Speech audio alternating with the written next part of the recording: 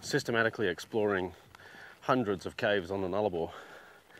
So he flew around, and we made contact with him at the roadhouse, and he was very helpful. Told us where all the diveable caves on the Nullarbor were, which was quite a few more than what was on the CDAA list, which we were members of at the time.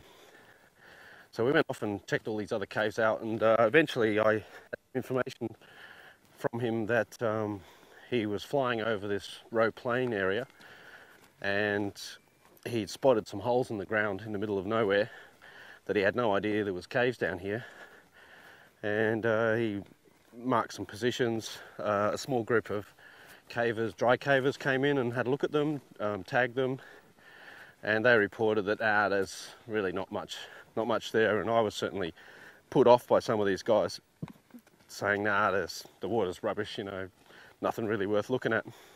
But Max Hall had indicated to me that, like Nurina Cave, which was the only diveable cave on the Roe Plain known at that time, which he told us that there was a lot more passage in there, so he said it's good potential because it's in the same sort of ground.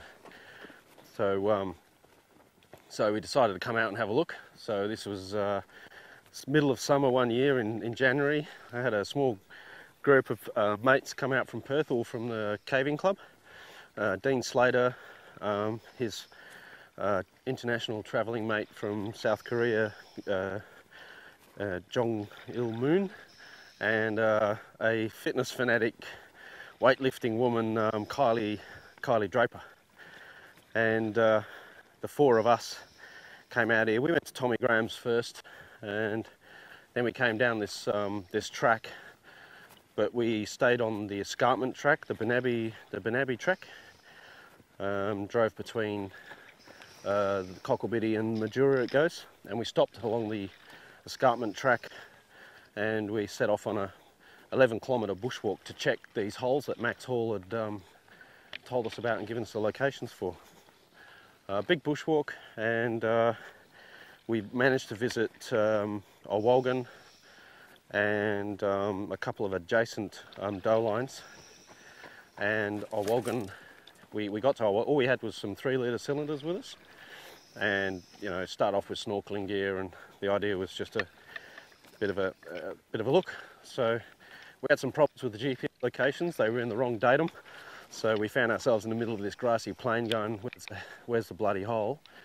And it was 200 metres out because of the problems.